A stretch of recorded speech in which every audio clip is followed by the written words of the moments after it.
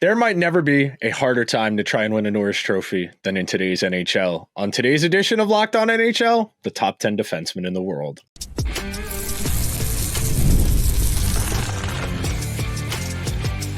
You're Locked On NHL, your daily podcast on the National Hockey League.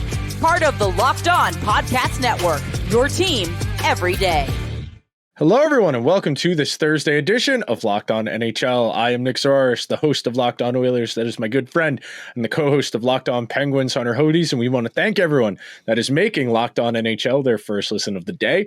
Locked On NHL is a part of the Locked On Podcast Network, where we've got your team covered every single day. And today's episode is brought to you by our friends over at FanDuel.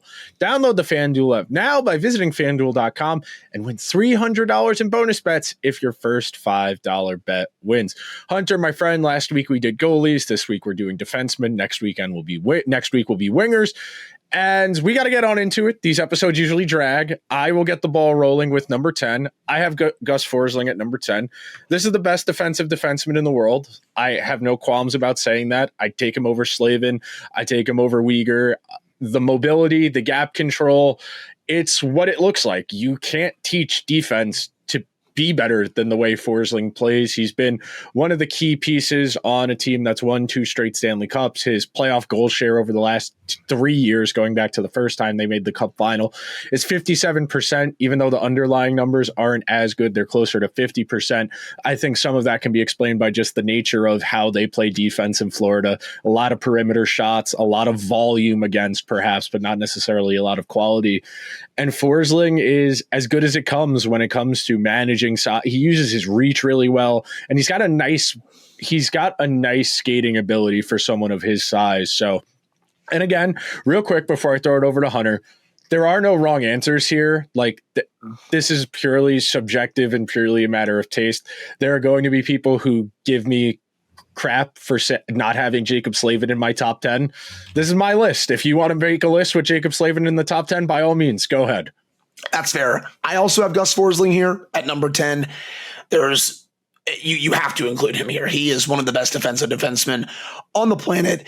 His gap control, as you said, is ridiculous. The way that he's able to limit chances to the outside, also at an elite level, and the way that he can also be physical as well. Like when he is in the defensive zone and there are players coming at him with the puck, he gives no quarter. Like he will go in there, reach with a poke check, or he'll take the puck and they'll just get it going the other way.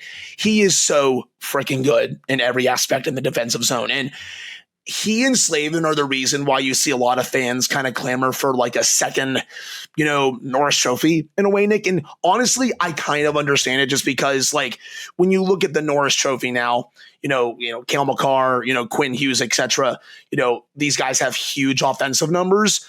Forsling and Slavin, they don't have that. And I don't think they're ever going to have that. So I think it just kind of puts them behind the 8 ball when it comes to their chances of winning a Norris trophy. So I get it to a degree why fans want like another Norris type trophy for like the best defensive defenseman in the league. But Forsling, he is what it looks like in the defensive zone. Elite gap control, elite poke checking ability. He limits chances to the outside. He's physical along the boards.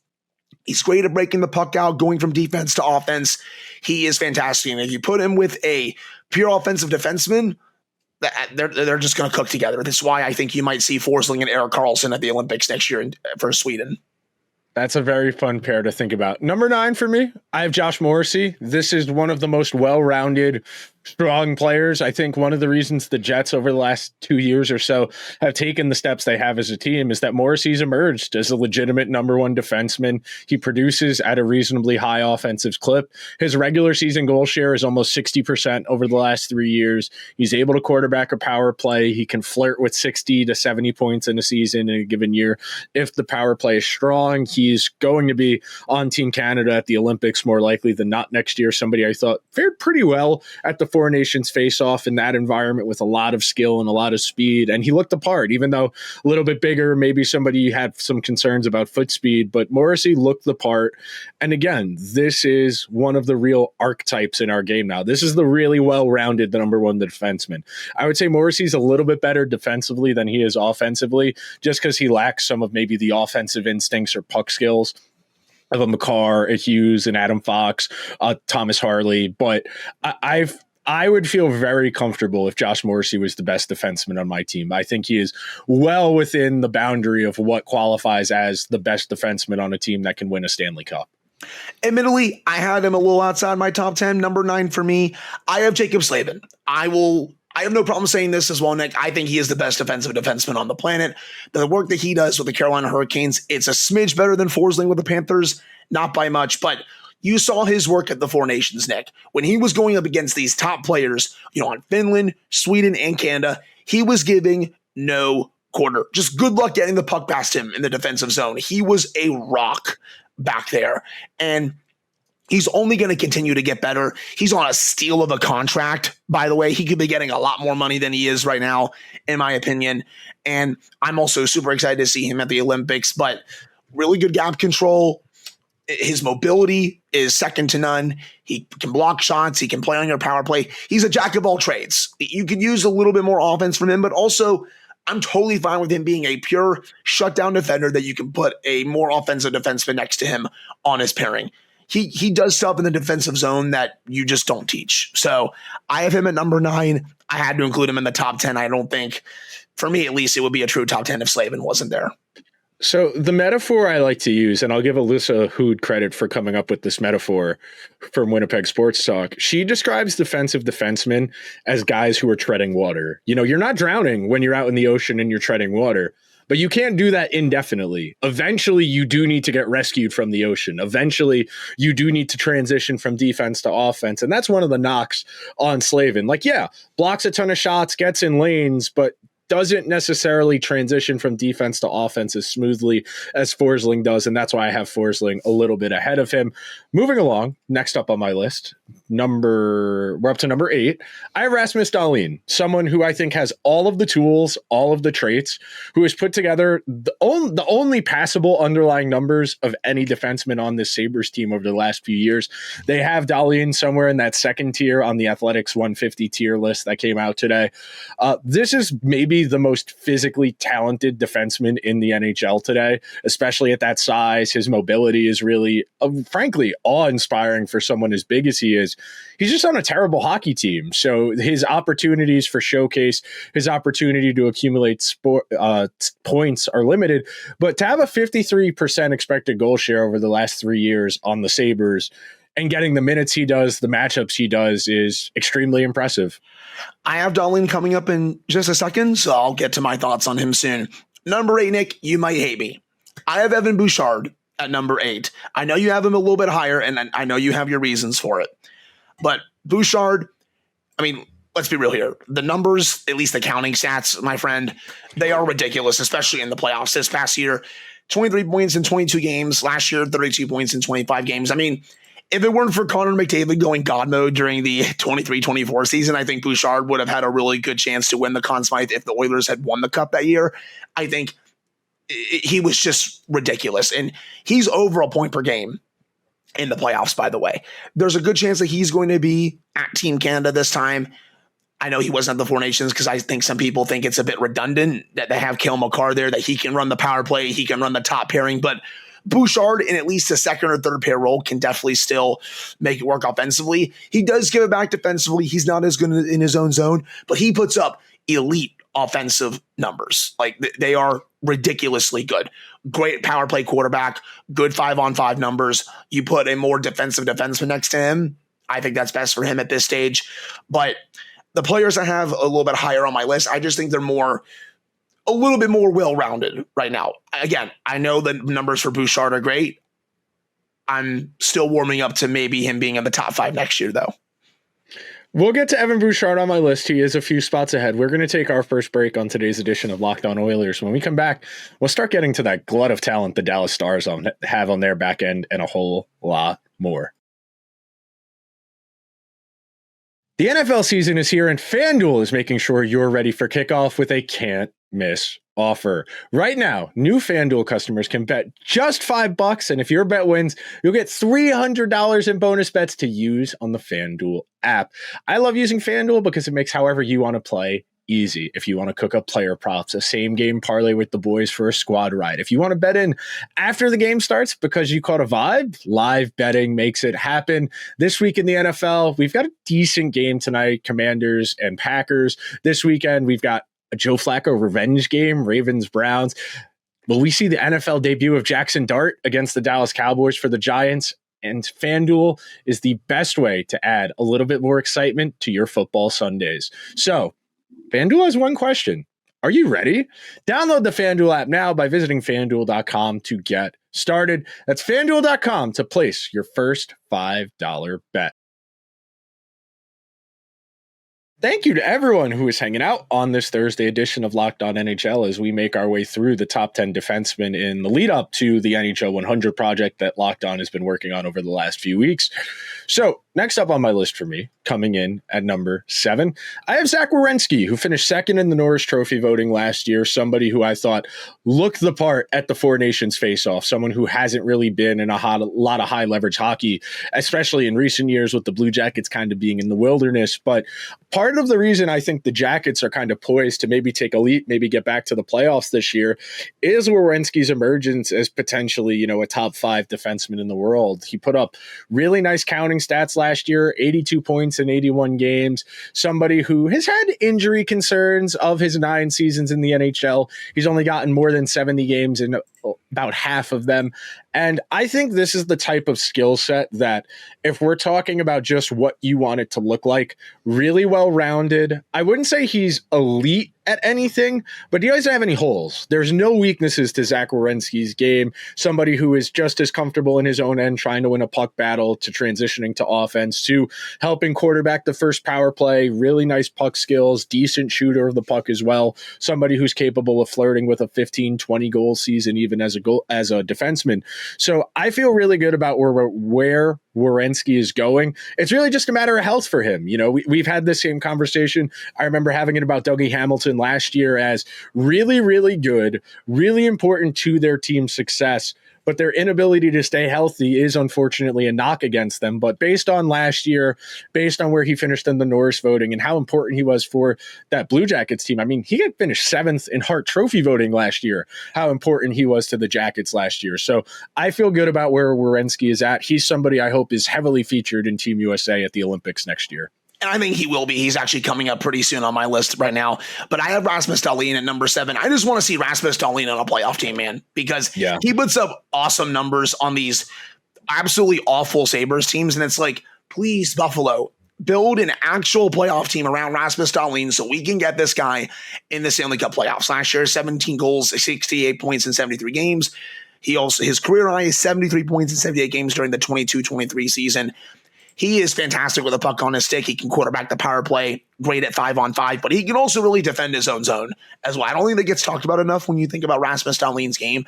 The way that he is able to really defend in his own zone where it's not really that much of a weakness when you look at some, pure offensive defensemen. Sometimes, their defending in their own zone is a bit weak. Like I just talked about with Evan Bouchard, elite offensive numbers, but I think his defending in his own zone could be a bit better. Dahlin, for me, he can defend a lot better in his own zone. He goes from defense to offense really quickly. He's really good in transition, So I like a lot of his traits, and I'm also excited to see him at Team Sweden for the Olympics as well. So I have him there. I think he even has more room to grow. I just want to see him on a much better Sabres team. Agreed with you wholeheartedly. This is somebody who, if he was on a better team, I think, frankly, we would be talking about him as a top 5 guy, maybe even a Norris guy. And like I said at the top, man, it's going to be basically impossible for anyone to win a Norris Trophy in this pocket. I mean, we have only 10 guys. We didn't mention Jake Sanderson. We didn't mention Luke Hughes. We didn't mention any of the guys who are coming down the line like Lane Hudson in the early stages of their career. And there are 10 guys. Everybody we're talking about on this show today has a legitimate argument to say, I could be the best defenseman in the world any given season. That's within their range of outcomes. And it just goes to show how the positions changed over the last 5 to 10 years, where offense is an integral part of this job now. And that brings us fittingly to Evan Bouchard, who I have at 6. So in the last 3 postseasons, Evan Bouchard's goal share is 60%. His expected goal share is 59%. His high danger chance share is 60%. In the minutes, McDavid and Bouchard overlap they have a 62% goal share. In McDavid's playoff minutes, without Evan Bouchard, McDavid has a 44% goal share. Evan Bouchard has 81 points in 75 career playoff games. The only player who averages points at a higher rate in the history of the NHL in the postseason as a defenseman than Evan Bouchard is Bobby Orr, who I don't know if you've heard or not, but used to be pretty good at hockey back in the day. Counting stats-wise, there isn't a better defenseman in the world. There are shortcomings, especially in terms of his skating. He definitely gets caught flat-footed a lot with plays at the offensive blue line where he doesn't pivot, he doesn't cross over as fast as he needs to. There are some questions as far as his ability to handle traffic at the net front, but the underlying numbers, especially in the postseason, the quality of the matchups he's getting, the minutes he's being asked to play. This is the third most important player on the Oilers. I think this is one of the 5-6 best defensemen in the world. And I think Canada should bring him, even if he's only the extra as the 7th or 8th guy. I think this is a really unique skill set, and he's able to manipulate the game very similarly to Adam Fox, where he's not a great skater. He's not very physically imposing. He doesn't use it. Bouchard is 6'3". He doesn't use it a whole lot, but the traits are really remarkable as far as manipulating space with his mind, with his positioning, and he's a treat to watch, and I'm very grateful he's on the Oilers. Again, I just got to see him improve a little bit in his own zone because, as you mentioned, he does get caught flat-footed a few times and he'll just get absolutely worked by a better player. So I want to see him improve on that aspect. Number 6, though, for me, before we get to the top 5, Nick, Zach Werenski. I think at times there are some inconsistency issues, but when he is on, there are not 10 better defensemen than him in the NHL. You saw last year just how good he can be when he is on. 23 goals, career high, by the way. 82 points, also career high in 81 games. He was trying to drag the Columbus Blue Jackets to the playoffs single-handedly from the blue line. Like, they had other players up front as well who were also playing really well, some of their young pieces especially. But from the back end, he was by far their best player. And if he plays like that again this year and they get some really good contributions from some of their young forwards again, they're going to be a tough out again. Like, I don't have them making the playoffs right now, but I still have them being very annoying to play against this year, just like they were last year. Werenski, though, again, he can quarterback your top power play. He can eat those 25, 30-minute first pairing minutes for breakfast, lunch, and dinner. He was great at Four Nations. I want to see him get a full top 4 role for Team USA at the Olympics. And just every part of his game last year was awesome. The way he played in his own zone, check. The way he played in transition, check. The way that he dished out everything offensively, check. Literally, we can keep going down, the checklist here, man. He was awesome last year. His skating too, another check. So I could not watch enough of Zach Werenski last year. One of the best in our game, and the last person I have in this segment before we take our second and final break of today's show, I have Thomas Harley. I went back and forth alternating. I couldn't really pick between Heiskanen and Harley. They are both remarkable players. I think in fairness to Heiskanen, who has a longer track record, a longer sample size, I do have Heiskanen in the 4 hole, but Harley is a remarkable player. I mean, the Stars missed Miro Heiskanen for like 3 months last year. And yeah, it was rough in March when they went on that really cold streak leading up to the playoffs. But Harley more or less filled in the Heiskanen role. And Heiskanen has been a consensus top 5 defenseman in the world for like 4 or 5 years now. And for Harley to do that relatively seamlessly, I thought Harley was great in the Four Nations. I dare to say I think he might have been Team Canada's best defenseman in the Four Nations face-off. He scored the crucial goal to win that overtime game in the first round series against Colorado. This is one of my favorite players in the world, somebody who, as long as he stays healthy, has a lot of runway in front of him to be, in this conversation for Norris trophies and be a driving force on a team that, I know we're both very high on in Dallas as a Stanley Cup contender, somebody we feel is very capable of being a number 1 guy. But the beauty of the Stars is he doesn't need to be. They have Heiskanen too. Right. And I was really considering Thomas Harley, but I think he's probably going to be on my list next year. I'm going to have to knock a player or 2 off this list next year just because of how good Thomas Harley is. I think he's only going to continue to get better. Number 5 for me, though, Nick, might be a hot take to some people out there. I have Charlie McAvoy because I'm looking at the entirety of his career. Was he banged up a lot this year? Yes, the Four Nations injury was insanely scary. But when this player is on, this is a bona fide top 5 defenseman in the league. The way that he defends his own zone, it's beautiful. The way that he is super physical along the boards and just in general, it's beautiful. The way that he's able to move the puck up the ice to set up really good scoring chances, it's beautiful. He has a nice shot. He can play on your top power play. There is not much that Charlie McAvoy can't do when he is fully healthy. He is a bona fide number one defenseman in the league, and I think some people are forgetting that heading into this season. If he is fully healthy, and I don't think the Bruins are going to be good, I think he is going to have a really big year for that team. And I think some people are going to remember at the Olympics, oh yeah, Charlie McAvoy can still be that guy. So I have him number 5. I think people are sleeping on him heading into this year. McAvoy is one of the 10 best defensemen in the world. I definitely concede that point. I don't have him on my list purely because he was injured last year. I need to see him bounce back to look the part, and he's going to have a tough go of it, man. This Bruins team is going to be stinky, and the only solace he's going to have next year is the Olympics. I would love to see him matched with Jacob Slavin. I would like to see them used as a defense first kind of shutdown type pair. I think their skill sets and traits complement each other very well. I think the only real problem McAvoy is ever going to have as far as winning a Norris is he's never going to get the power play counting stats. You know, the Bruins are not going to have a power play where he's going to be able to get 20 or 30 power play points to get into the low 70s or low 80s that you need to if you want to win the Norris Trophy in today's day and age. But we're going to take our second and final break. When we come back, we'll round out our top 10, so be sure to stick around. Most people can't name all of their financial accounts or even what they're worth, whether it's 401ks, properties, or investments. And when you don't have the full picture, you can leave money on the table. And that's where our friends at Monarch Money come in. It's an all-in-one personal finance tool that brings your entire financial life together in one clean, easy-to-use interface on your laptop or phone.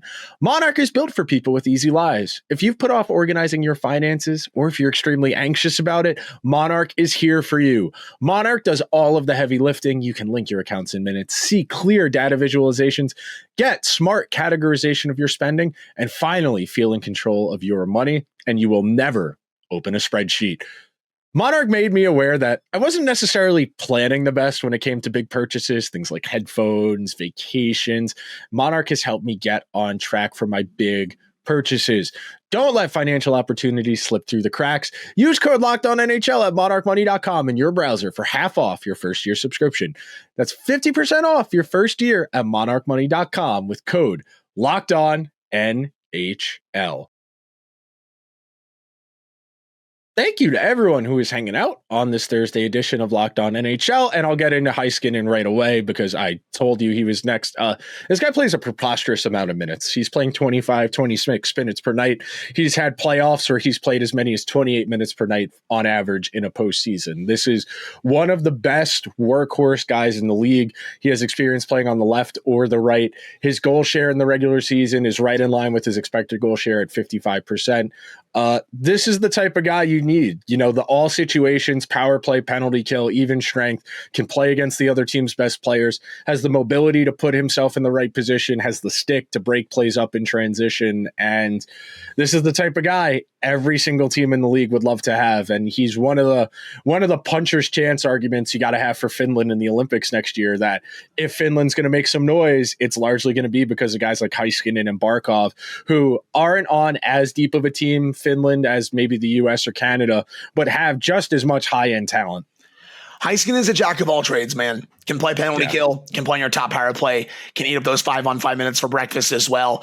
He is what it looks like when he is humming, man. And look at some of the underlines this year. He was only limited to 50 games, almost 1,000 minutes at 5-on-5. When he was on the ice, the Stars had almost 54% of the shot attempts, 54% of the expected goal share, 54% of the scoring chances, about 53% of the high danger chances. Again, he is what it looks like. He drives offense when he is on the ice. He can also defend really well in his own zone.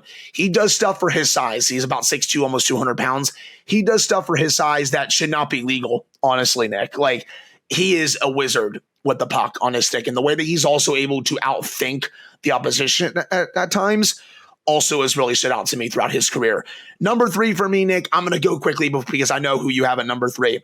Adam Fox. I think so many people are forgetting how good Adam Fox is just because of the 4 nations he had last year, Nick. I've seen so many people say, well, why should Adam Fox be on Team USA?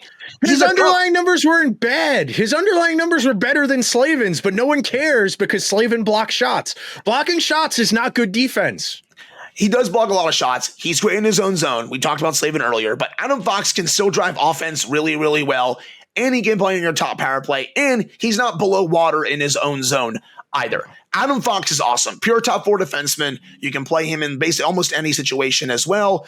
Last year, even though this is a down year for him, 10 goals, 61 points in 74 games, Rangers fans would gladly take that. Even the previous 3 years, he was a 70-point defenseman 3 seasons in a row, right around a point per game. He was a point per game during the 23-24 season for the Rangers. Just because the guy had a bad 4 nations doesn't mean that he is, not a top 5, top 10 defenseman anymore, doesn't belong on Team USA. Get that crap out of here. He needs to be on Team USA. He needs to be eating a lot of minutes for them as well, because he makes that team better when he's on the ice. He makes the Rangers better when he is on the ice. I don't even want to think about the Rangers defensive group, Nick. If Adam Fox is not there, it gets really spooky pretty quickly. So that's what I have to say about Adam Fox. I'm going to let you talk about him now. So the stat I have for you, the most important one. So the Rangers have made the playoffs 3 times with Adam Fox. They went to the conference final. They lost in the first round. They went to the conference final again. At 5-on-5 over those 3 postseasons with Adam Fox on the ice, the Rangers have outscored their opponents 55-52. Without Adam Fox on the ice, the Rangers have been outscored 20-28 at 5-on-5. This is the Rangers' most important skater. If it weren't for Shesterkin, he would be their most important player. Their power play went from top 5 to bottom 5. That's the point swing.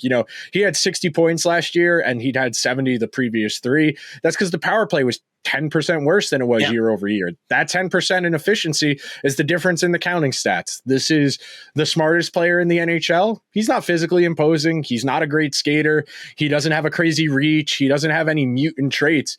He just outthinks everybody. And I think a lot of the hubbub, a lot of the narrative around him, and even Shesterkin as well, is rooted in the fact that hockey is a team sport, and this isn't basketball. This isn't football. 2 guys can't carry a down team. The Rangers were an abomination last year, and Fox and Shesterkin still have pretty good under the hood numbers. But the casual fan says, well, if they're so good, why is the team losing? Well, it's more than just 2 guys. Fox is an absolute treat to watch, the smartest player in the game. And yes, in an ideal world, you get him to the Olympics, you get him with somebody a little more mobile, maybe Jake Sanderson, maybe Quinn Hughes, and you let him cook. Right, 100%. Moving on, though, these next 2, I was really going back and forth, fan. Who do I want to put at 1? Who do I want to put at 2? I sent you my list. I did tweak it a little bit. I have Quinn Hughes at number 2, and I do have Cale Makar at number 1. Cale Makar, to me, is the gold standard. 30 goals, 92 points in 80 games last year. This is back-to-back 90-point seasons. He's the best defenseman on the planet. Elite offensive numbers, I think he's the best defenseman I've seen since Nick Lidstrom, honestly. The stuff that he can do with the puck on his stick, it's magic, man. The skating ability is absolutely gorgeous.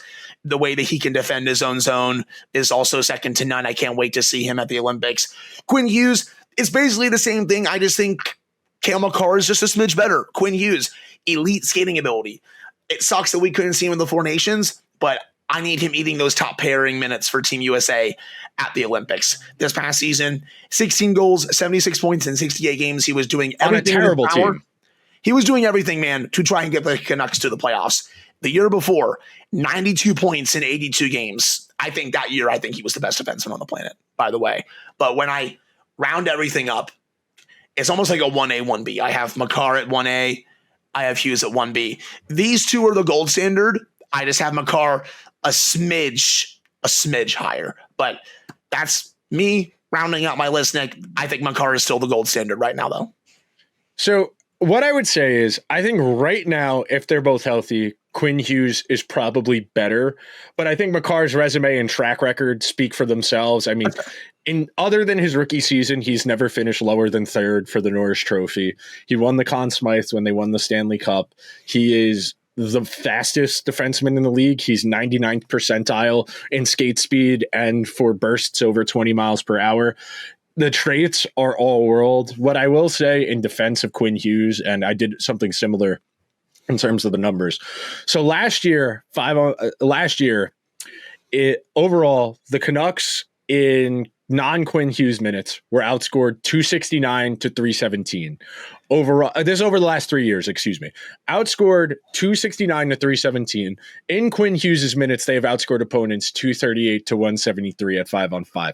If Quinn Hughes doesn't get hurt, he probably gets the Hart Trophy spot or the Hart Trophy voting that went to Zach Werenski. He's 76 points in 61 games. This, for me, is the most interesting player in the NHL because it's the edge work. It's the way he's able to manipulate his body at the blue line where he needs basically no space and he can wiggle his way out of danger. Whereas Makar is a bit more just physically imposing. He's a bit taller. He's a bit stronger. And look, obviously there's no wrong answer here. Both of these guys are incredible. I have Makar 2. I have Hughes 1 just based on the personal preference of if I could pick them, who would I take? I would take Hughes ever so slightly. I would be more than happy to take Makar as well. These are both great players. Something I will say, and to keep an eye on before we wrap up, if Pettersson bounces back, Quinn Hughes' counting stats will look even better. And I think that's how we get Quinn Hughes another Norris trophy. I think a lot of the perception of how we vote on that award is rooted in just the counting stats. I mean, Erik Karlsson won it with 100 points and a negative goal differential 2 years ago. And that was on a terrible Sharks team, by the way. God-awful team. Yeah, I mean, with Hughes, during the playoffs a couple years ago, the way that he was dusting players on the Predators, I still go back to a moment in one of the games in Nashville where he dusts a player along the boards, takes the puck in, and then sets up the game-tying goal. It was just ridiculous, man. Like, the traits that he has, especially the skating ability, it's nasty. Like, I could watch him and Makar play all day as well. Like, again, it's very tight. I'd go Makar just by a smidge. Yeah, Makar's track record speaks for itself. I mean, he's got the most decorated first 6 years in the league since Bobby Orr. Granted, Bobby Orr won like 5 straight Norrises to start his career, but it's a different league now. You know, guys don't get the same award over and over again, and there's more teams, there's more players. So that will do it for this week's edition of Locked On NHL. Next week, we'll hit on the wingers, Kaprizov, Marner, Pasternak, Kucherov, and a whole lot more. Be sure to check out the Locked On NHL Game Night Show in the lead up to the start of next season, and the NHL 100 project is on the horizon. Hunter and I will talk to you guys next week. Till then, see you guys real soon.